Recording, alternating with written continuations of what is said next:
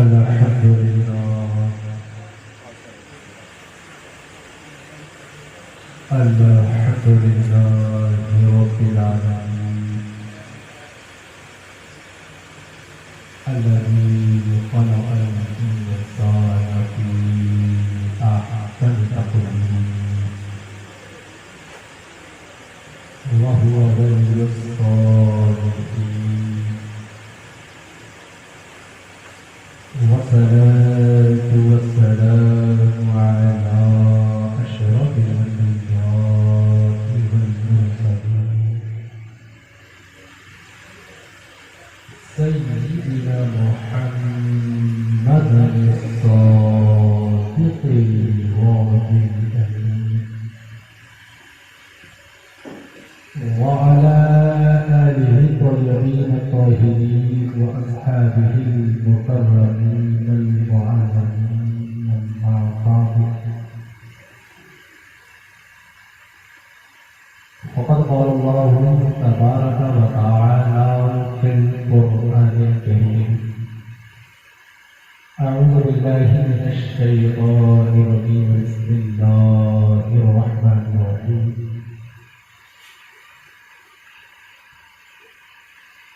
إنا أعطيناك الكوثر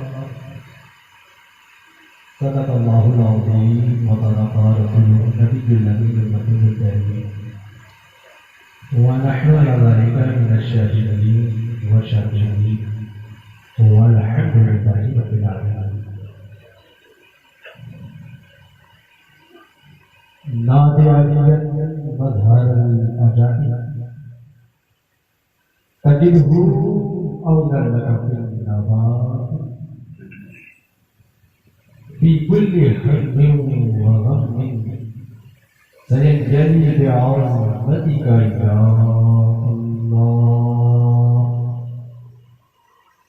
بنبوتك يا محمد بولايتك يا علي يا علي يا علي أجمعنا.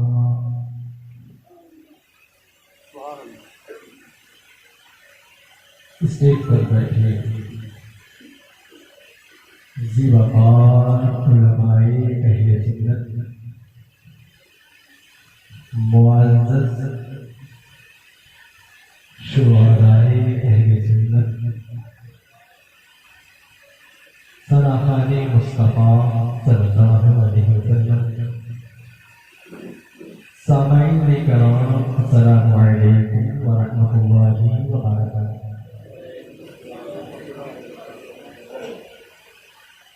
کچھ ناراض ہیں کہ آپ ناراض ہیں؟ 2000 کے بعد مہینے کے لیے دوسرے لوگوں نے دیا سلام کا جواب بڑی خاموشی سے دیا. جبکہ آقا کریم صلی اللہ تعالی علیہ وسلم ارشاد فرماتے ہیں اگر امان چاہتے ہو تو سلام کو خام. اگر امان چاہتے ہو شانتی چاہتے ہیں معاشرے کو خوشگوار بنانا چاہتے ہیں تو سلام کا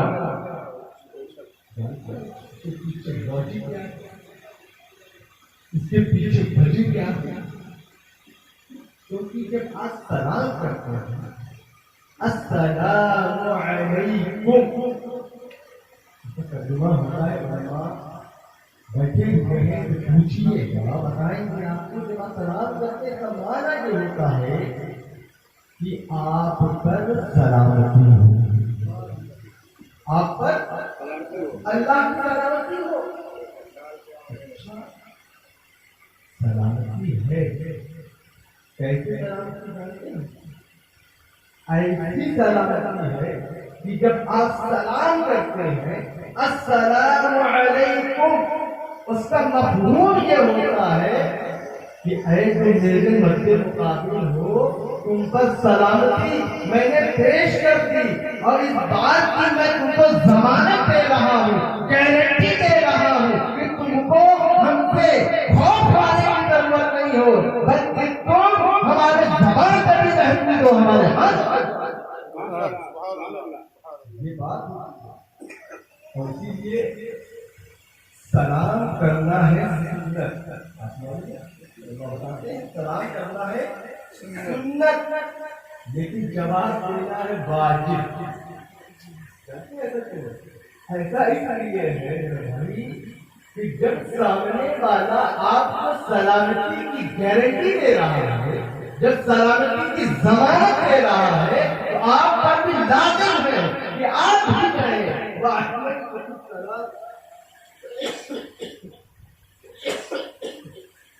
وعلیکم السلام ورحمۃ اللہ وبرکاتہ، تم کو بھی خوف کھانے کی ضرورت نہیں ہے، تم کو بھی میں ضمانت دیتا ہوں، گارنٹی دیتا ہوں، تم کو بھی گارنٹی دیتا ہوں، سلامتی کی گارنٹی دیتا ہوں، تم کو بھی ہم سے بھی کوئی خوف کھانے کی ضرورت نہیں ہے، تم ہمارے ہاتھ سے ہمارے ضمانت میں محفوظ ہے۔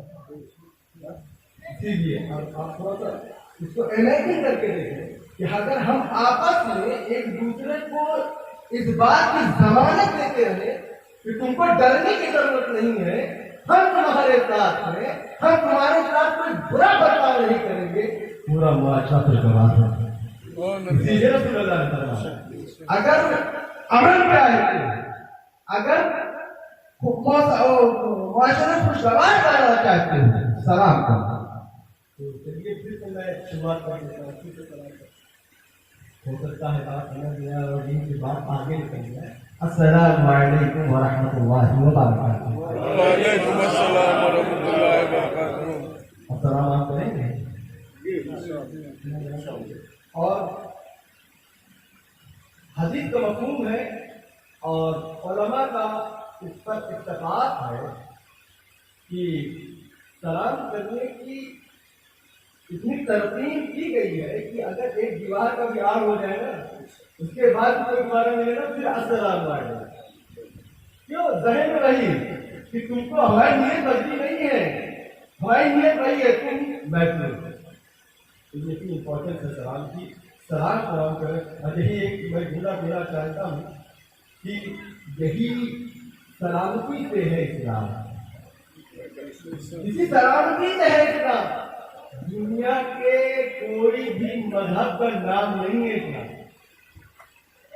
پیس، امن، امان، شانتی کسی دھرم کا نام نہیں ہے، یہ صرف مذہب اسلامیہ کا خاصہ ہے، جس کا نام اور جس کی بنیاد ہی ہے امان شانتی کی۔ تو ہم جس کے پیروکار ہیں، جس کے قاعدہ قانون کو مانتے ہیں، اس کے ساتھیوں کو عام کیا ہے۔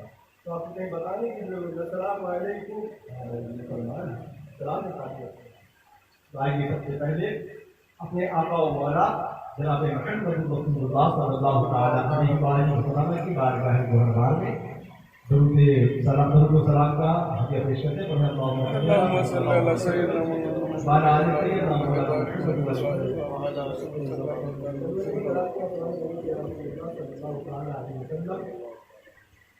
شاعر نے کہا ان کے رخ صفا کی صفا کچھ نہ پوچھیے، ان کے رخ صفا کی صفا کچھ نہ پوچھیے، آئینہ خدا بخدا کچھ نہ پوچھیے، آئینہ خدا بخدا کچھ نہ پوچھیے، ان کے رخ صفا کی صفا کچھ نہ پوچھیے، اور جنت کی سلسبیل کی کوثر کی پوچھیے، جنت کی سلسبیل کی کوثر کی پوچھیے، ان کے گلی کی آب و ہوا کچھ نہ پوچھیے، ان کے گلی کی آب و ہوا کچھ نہ پوچھیے، ان کے رخ صفا کی صفا کچھ نہ پوچھیے، آئینہ خدا بخدا کچھ نہ پوچھیے، اور قوسین تک پتا ہے آقا کی سیر ہے، قوسین تک پتا ہے آقا کی سیر کا، پھر کیا ہوا ہوا جو ہوا کچھ نہ پھر کیا ہوا جو ہوا کچھ نہ ان کے رخ صفا کی صفا کچھ نہ پوچھئے آئینہ خدا بخدا کچھ نہ پوچھئے۔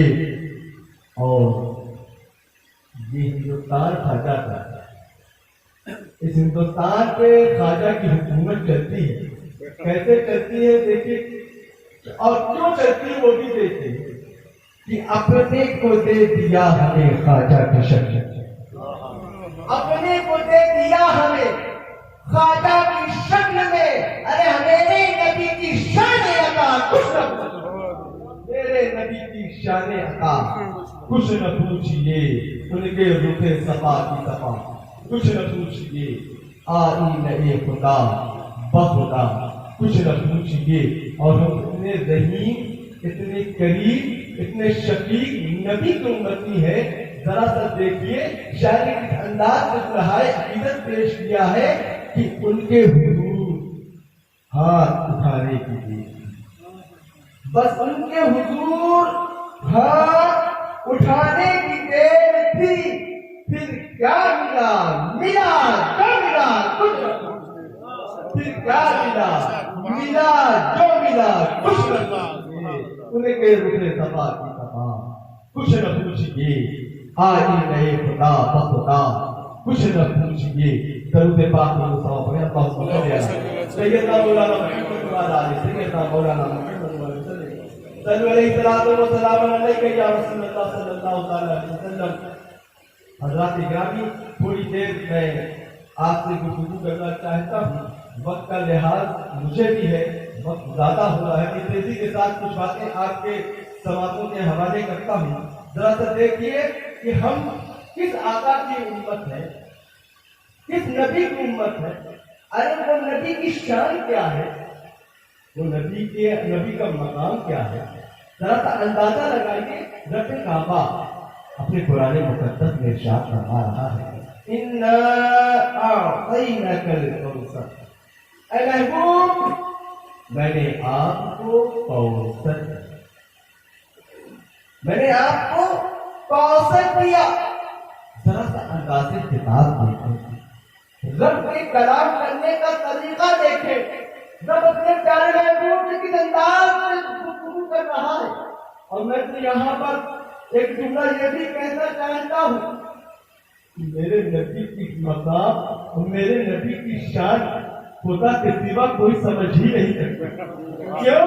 اس لیے کہ یا تو پیدا کرنے والا جانے، یا تو پیدا ہونے والا جانے، یا تو محبوب جانے، یا تو محب جانے۔ اور یہ میرا جملہ نہیں ہے، خود آقا کریم صلی اللہ علیہ وسلم ارشاد فرماتے ہیں، یا ابا بکر لم یعرفنی حقیقت غیر ربی، اے ابو بکر میری حقیقت کو میرے رب کے سوا، میرے رب کے سوا کسی نے نہیں پہچانا، کسی نے نہیں جانا۔ ارے ابو بکر ایسے صحابی کا نام ہے کہ اگر نبی اٹھے تو ابو بکر چلے، اگر نبی چلے تو ابو بکر چلے، اگر نبی ہنسے تو ابو بکر ہنسے۔ اللہ کے رسول نے ابو بکر صدیق کو مخاطب کرتے ہوئے فرمایا، اے ابو بکر تو ہمارے ساتھ رہتے ہو، لیکن میری حقیقت میرے رب کے سوا کسی نے نہیں پہچانا۔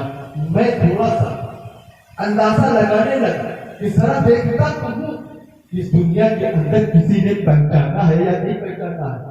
رب کے سوا کی بات ہو رہی ہے، آئیے دیکھتے ہیں کہ رب کے سوا میں آتا کون کون ہے۔ جب ہم لسٹ بنانے بیٹھیں گے، جب ہم یہ شمار کرنے بیٹھیں گے کہ رب کے سوا میں آتا کون کون ہے، تو سر فہرست ہم فرشتوں سے شروع کریں گے۔ حضرت جبریل رب کے سوا، حضرت میکائیل رب کے سوا، حضرت اسرائیل رب کے سوا، حضرت اسرافیل رب کے سوا۔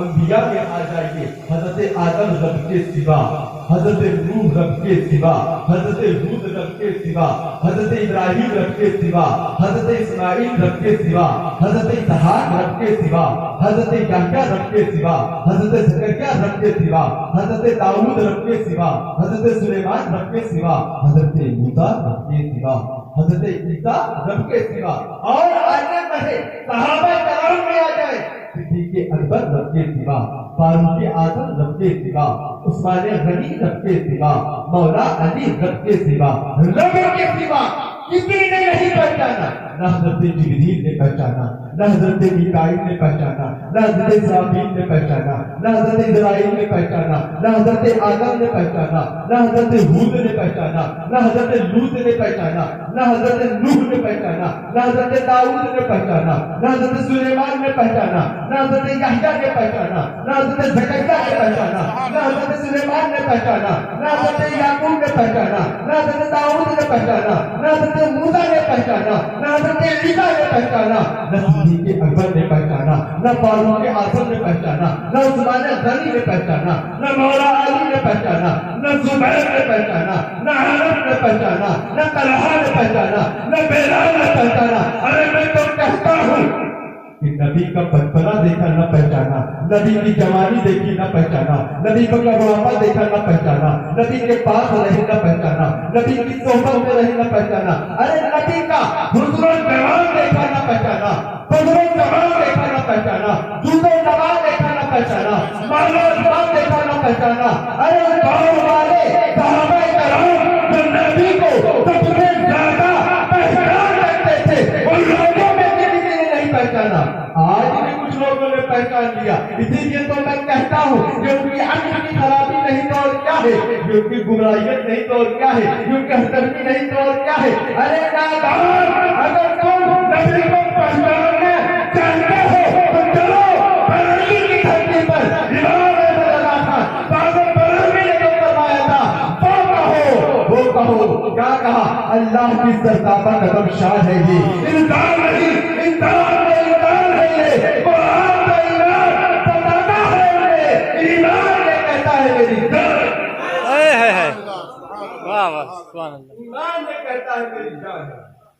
کسی نے نہیں پہچانا، نہ فرشتوں نے پہچانا، نہ انبیاء نے پہچانا، نہ صحابہ کرام نے پہچانا۔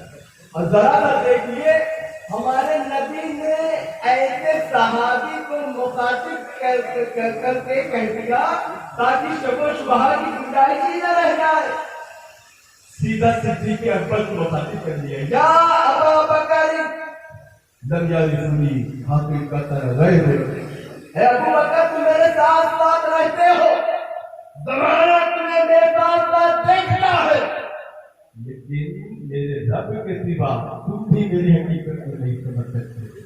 اب سوال یہ پیدا ہوتا ہے کہ کسی چیز پر حکم لگانے کے لیے کسی چیز کو پہچانا ضروری ہے۔ ارے بھائی، جب تک ہم اس کو پہچانیں گے نہیں کہ یہ کس چیز کا ہے تو حکم کیسے لگائیں گے؟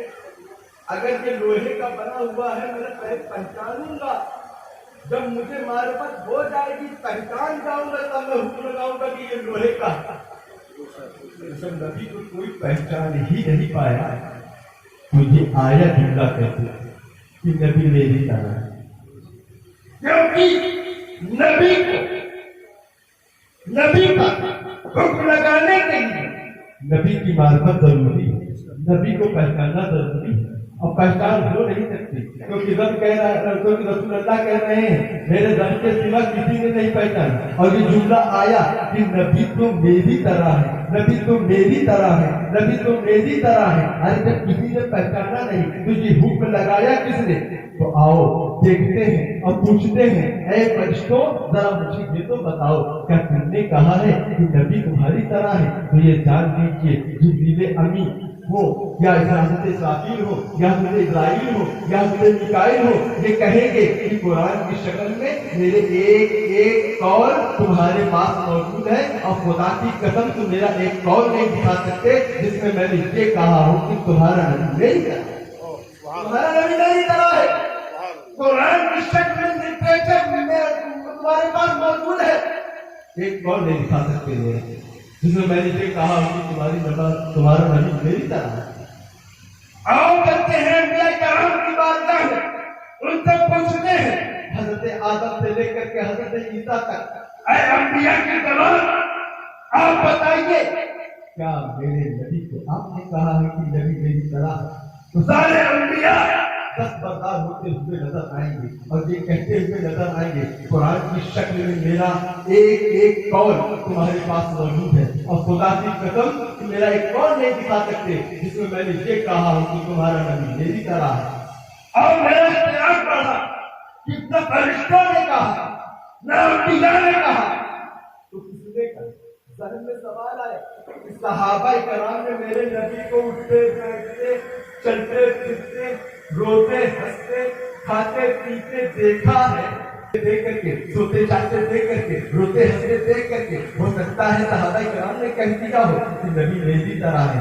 آؤ میں چلا بارگاہ صدیق اکبر سے لے کر کے بارگاہ حضرت بلال حبشی تک گیا اور سب سے میں پوچھتا رہا یہ بتائیے کیا آپ لوگوں میں سے کسی صحابی نے یہ کہا ہے کہ میرا نبی ہم لوگوں کی طرح ہے؟ تو سارے صحابہ کرام دستبردار ہوتے ہوئے نظر آئیں گے اور یہی کہتے ہوئے نظر آئیں گے کہ کتب حدیث میں ہم لوگوں کے ایک ایک قول محفوظ ہے، اور خدا کی قسم تو میرا ایک قول نہیں دکھا سکتے جس میں میں نے یہ کہا ہو کہ نبی میری طرح ہے۔ میرا اشتیاق اور بڑھ گیا کہ جب نہ فرشتوں نے کہا نبی میری طرح ہے، نہ انبیاء نے کہا نبی میری طرح ہے، نہ صحابہ نے کہا نبی میری طرح ہے، آخر یہ جملہ آیا کہاں سے کہ نبی میری طرح ہے؟ اور نبی میری طرح ہے کہ حکم لگانے کے لیے نبی کو پہچاننا ضروری ہے، نبی کی شناخت کرنا ضروری ہے، نبی کی شان سمجھنا ضروری ہے، نبی کا مقام سمجھنا ضروری ہے۔ میں اسی پسو پیش میں پریشان تھا، اتنے میں ذہن میں بات آئی، اس سوال کا جواب کہیں نہیں ملتا، قرآن مقدس میں ان سارے سوالات کے جواب ملتے ہوئے نظر آتے ہیں۔ میں نے قرآن پاک کا مطالعہ شروع کیا، شاید میرے سوال کا جواب مل جائے۔ جیسے ہی میں نے قرآن مقدس کی تلاوت کرنا شروع کیا اور اس سوال کا جواب ڈھونڈنے کی تشنگی مٹانے لگا، مجھے آیت کریمہ چمکتی ہوئی نظر آئی۔ اس کا مفہوم ہے کہ مکہ کے کفار و مشرکین نے سب سے پہلے کہا کہ تمہارا نبی تو میری طرح ہے۔ یہ نبی کیسے ہو سکتا ہے؟ یہ تو ہماری طرح چلتے ہیں، یہ تو ہماری طرح کھاتے ہیں، یہ تو ہماری طرح پیتے ہیں، یہ تو ہماری طرح ہنستے ہیں، یہ تو ہماری طرح روتے ہیں، یہ تو ہماری طرح سوتے ہیں، یہ تو ہماری طرح جاگتے ہیں، یہ ہماری طرح بزنس کرتے ہیں۔ یہ نبی کیسے ہو سکتے ہیں؟ تو بات واضح ہو گئی کہ ایران والوں کی جواب میں نبی کو کبھی نہیں کہا میری طرح ہے، بلکہ جن کا ایمان کافروں مشرکین کی طرح تھا، ان لوگوں نے ہر آج ہر لمحہ یہی کہا کہ نبی نہیں ہو سکتی ہے تو میری طرح ہے۔ تو بات واضح ہو گئی کہ ایران والوں کا ایمان کبھی نہیں ہو سکتا کہ نبی میری طرح ہے، اور جو کہتے نبی میری طرح ہے ان کا ایمان کافروں مشرکین کی طرح ہے۔ بات واضح ہے۔ اب اس میں بہت آپ کی بات کرنے کی ضرورت نہیں ہے، کوئی کہے گا کہ نبی میری طرح، سمجھ جانا اس کا ایمان کس کی طرح ہے، اس کا ایمان کس کی طرح ہے، کیونکہ ایمان والوں کی جماعت نے کبھی نہیں کہا کہ نبی میری طرح ہے۔ اب کفاروں میں شکل کبھی یہ موقع چھوڑا نہیں، جب بھی موقع ہے فوراً تراکی کے ساتھ کھڑے ہو گئے اور کہا نبی میری طرح۔ تفصیل بات کرنے کی ضرورت نہیں ہے، جو کہے نبی میری طرح نہیں ہے تو تم سمجھ جانا کہ نبی کا عاشق ہے، نبی کا غلام ہے، اور جو کہے نبی میری طرح ہے سمجھ جانا کہ مکہ ہے۔ تو کیا شان ہے میرے مصطفیٰ کی، کیا شان ہے میرے آقا کی، کسی نے نہیں پہچانا، نہ انبیاء نے پہچانا، نہ ملائکہ نے پہچانا، نہ صحابہ نے پہچانا۔ اور پہچانتا بھی کیسے کہ نبی نے پہلے ہی نکال کر دیا کہ نہیں میرے رب کے سوا، میرے رب کے سوا کسی نے نہیں پہچانا۔ اسی اولو العزم نبی تھی، رب کائنات ارشاد فرما رہا ہے اِنَّا أَعْطَيْنَاكَ الْكَوْثَرَ، اے محبوب میں نے آپ کو کوثر دیا، میں نے آپ کو کوثر دیا۔ سارا معاملہ کوثر ہی پر ہے، کوثر سمجھ میں آ جائے سارا معاملہ سمجھ میں آ جائے۔ ذرا پتہ تو چلے کہ پروردگار عالم نے رحمت عالم کو کیا دے دیا، رحمت عالم کو کیا دے دیا۔ اب جب کوثر کی ڈکلیریشن ڈھونڈیں گے تو صحابہ کرام کا قول موجود ہے، تابعین کا قول موجود ہے، علماء کا قول موجود ہے.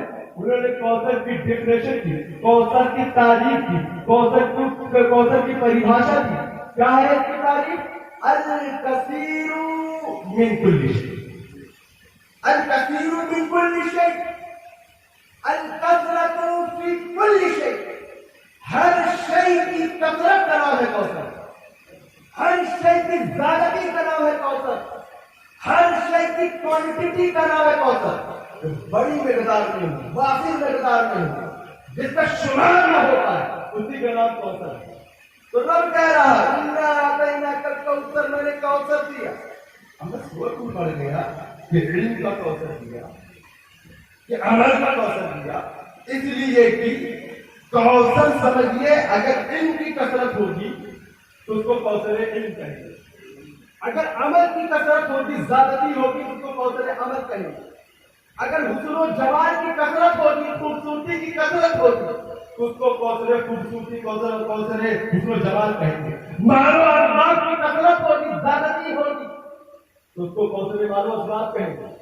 لیکن خدا کی اس حکم، خدا کی اس آیت میں نہ علم کی قید ہے، نہ عمل کی قید ہے، نہ حسن و جمال کی قید ہے، نہ حسن و جمال کی قید ہے، نہ جود و نمال کی قید ہے، نہ مال و اسباب کی قید ہے، بلکہ مطالعہ کا ساتھ فرما رہا ہے اے میرے قوم، میں نے آپ کو تمام چیز کا کوثر دیا.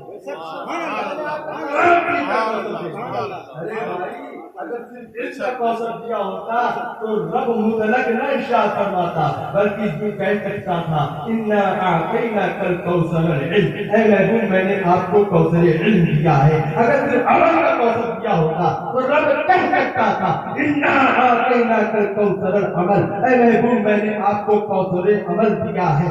لیکن رب کے اس فرمان میں کسی چیز کی قید نہیں ہے، بلکہ وہ مطلق ارشاد فرما رہا ہے اے محبوب میں نے آپ کو تمام چیز کی کثرت دے کر تمام چیز کا کوثر عطا فرما دیا. اور ہر محبوب میں نے آپ کو حوض کوثر بھی عطا کیا ہے. میں نے کوثر کیا اِنَّا أَعْطَيْنَاكَ الْكَوْثَرَ. اے محبوب، اچھا وجہ کیا ہے ہر چیز کی کثرت دینے کی وجہ کیا ہے؟ اپنے نبی کا مقام سمجھیے، اپنے نبی کی شان سمجھیے. جانتے ہیں اس کے پیچھے ریزن کیا ہے؟ اے محبوب میں نے آپ کو تمام چیز کا کوثر دے دیا. اور کوثر دیا اس لیے کہ آپ کو میں کونین کا مالک و مختار بنا. میں اے محبوب میں تجھے کونین کا مالک و مختار بنا. تمام چیزوں کی کثرت اس لیے کی تاکہ تو کونین کا مالک و مختار بنا. اب سوچیں کہ لوگ کہ بھائی کوثر دینے سے مالک و مختار کا کیا کنیکشن؟ ایک چھوٹی سی مثال میں آپ کو دے کر کے میں آگے گفتگو کو بڑھاتا ہوں. ذرا سا آپ مجھے یہ بتائیے کہ کوئی مانگنے والا اگر آپ کے دروازے پر آ جائے اور کوئی ایک ایسا آدمی کے پاس آ جائے جس کے پاس پیسہ بہت زیادہ ہو، مال بہت زیادہ ہو، اتنا مال ہو کہ گنتی نہ ہو، کوثر مال ہو اس کے پاس، تو اس کے بعد کوئی مانگنے والا جائے گا کیا کرے گا؟ وہ اپنے مال میں سے مال نکال سکے. اسی طریقے سے اگر کوئی زمیندار ہے جس کے یہاں کھیتی ہوتی ہے، کھیتی کر کر کے جو ہے گھر کے آگے یا کوئی مانگنے والا پہنچے گا کہ میرے پاس مال نہیں ہے لیکن میرے پاس اناج ہے، وہ اناج دے دے گا. اسی طریقے سے تمام چیزوں کی مثالیں ہو سکتی ہیں جس کے پاس بہت زیادہ وافر مقدار میں ہوگی، بہت زیادہ کوانٹٹی میں ہوگی، وہ اس میں جو اس مانگنے والے کو عطا کر دے گا، اس کو کسی کو پوچھنے کی ضرورت نہیں ہے. تو رب کہہ رہا ہے اے محبوب میں نے آپ کو ہر چیز کی کثرت دی ہے، آپ جتنے کا ہے، جتنا کا ہے، جب کا ہے عطا کر دیں. آپ جتنے کا ہے، جتنا کا ہے عطا کر دیں. اور صرف اسی لیے تو اعلیٰ عظیم البرکت بریلی کے دھرتی سے پکار کر کے کہتے ہیں مالک کونین ہے پاس کچھ رکھتے نہیں، مالک کونین ہے پاس کچھ رکھتے نہیں، ہے دونوں جہاں کی نعمتیں ان کے خالق، دونوں جہاں کی نعمتیں ان کے خالق ہاتھ. میں محبوب میں نے آپ کو تمام چیز کی کثرت دے کر کے ان کو کونین کا مالک و مختار بنا دیا ہے. اسی لیے تو شیخ الاسلام فرماتے ہیں مختار کائنات ہے جو چاہو مختار کائنات ہے جو چاہو مان لو. آقا میرے حیات ہے جو چاہو گا. آقا میرے حیات جو چاہو.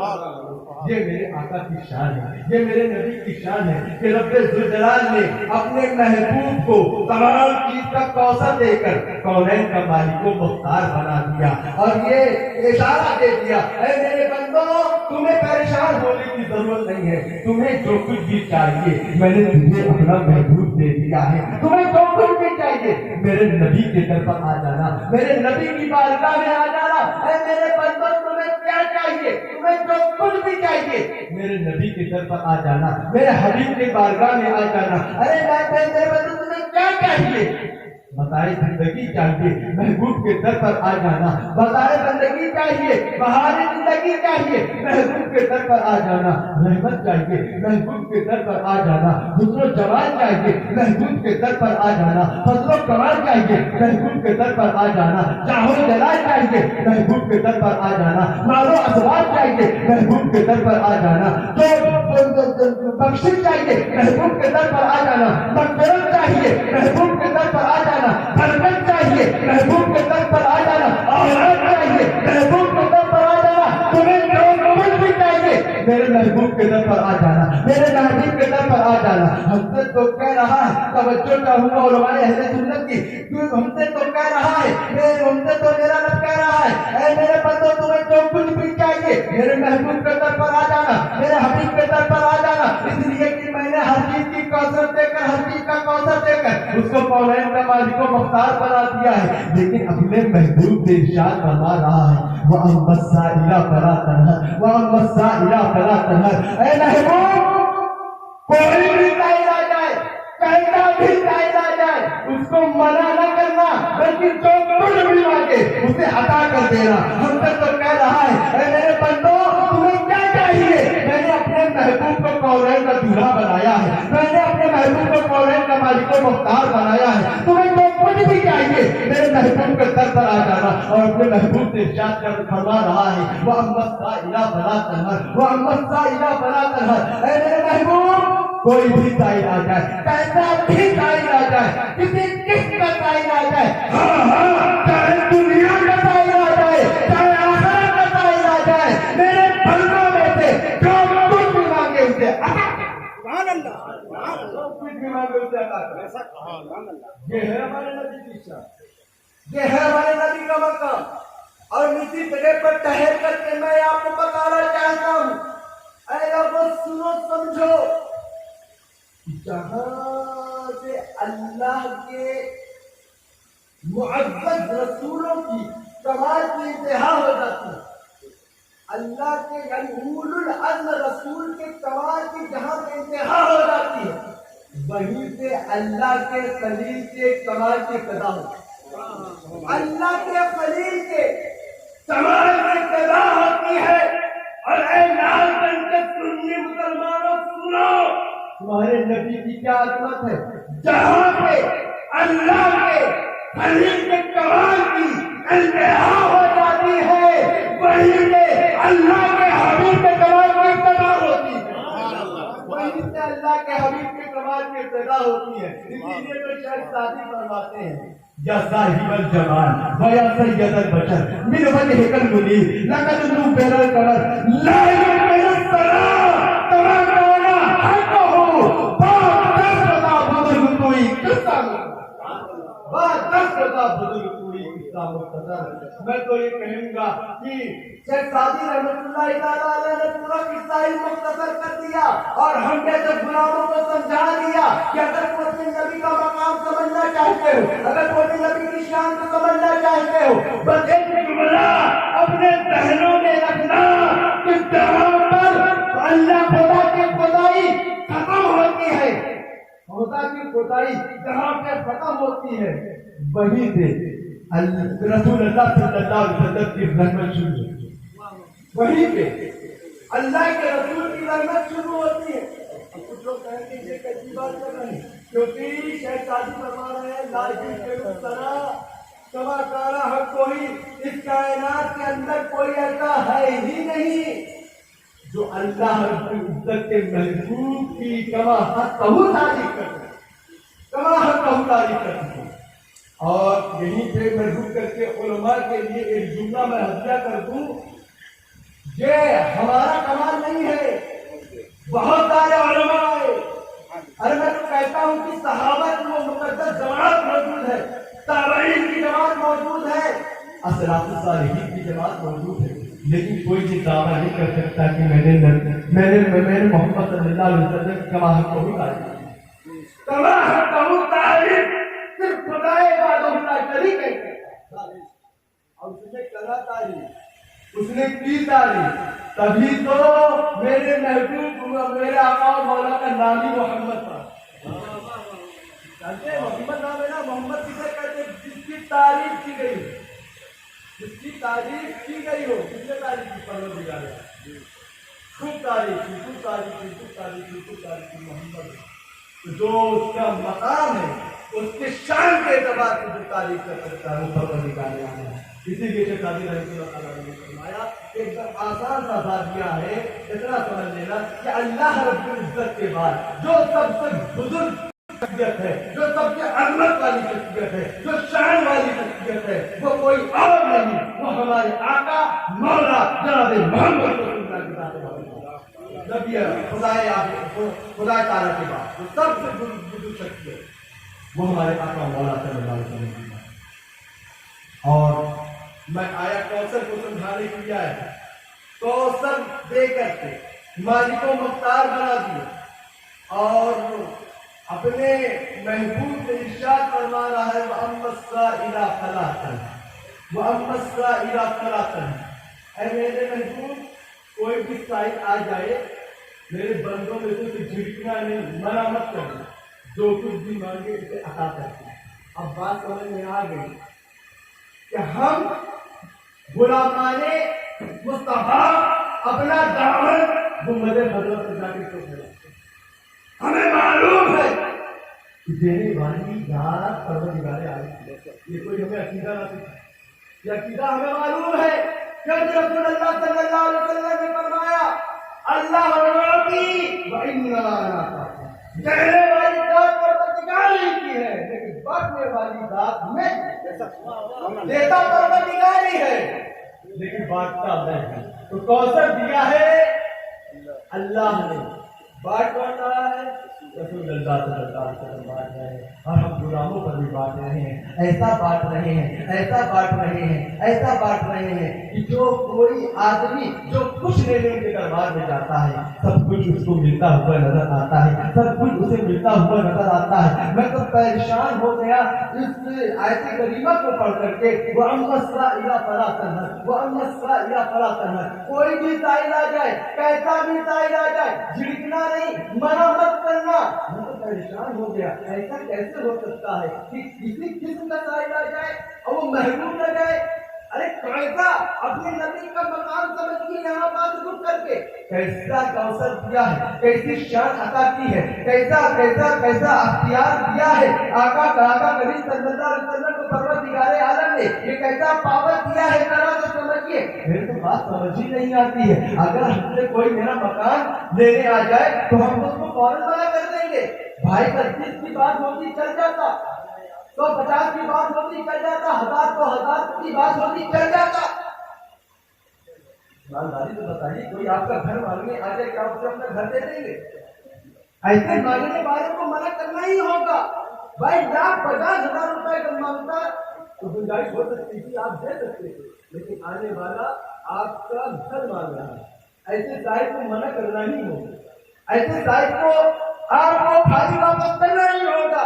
لیکن رب کہہ رہا ہے وَأَمَّا السَّائِلَ فَلَا تَنْهَرْ. ایسا بھی کوئی سائل آ جائے پہلے وہ جھڑکنا نہیں, منع کرنا, اسے عطا کر دے, عطا کر دینا, عطا کر دینا. ذرا سا دیکھیے, میں ایک مثال آپ کو دیتا ہوں, آقا کریم کا اختیار دکھاتا ہوں اور اپنے آقا و مولا کی شان کو دکھانے کی کوشش کرتا ہوں. دیکھیے ذرا سا, میرے آقا کی شان کے مالک ہے. ایک سائل ہے, پہنچا نبی کی بارگاہ میں, پہنچنے کے بعد اب کرنے لگا، اے رب رسول میں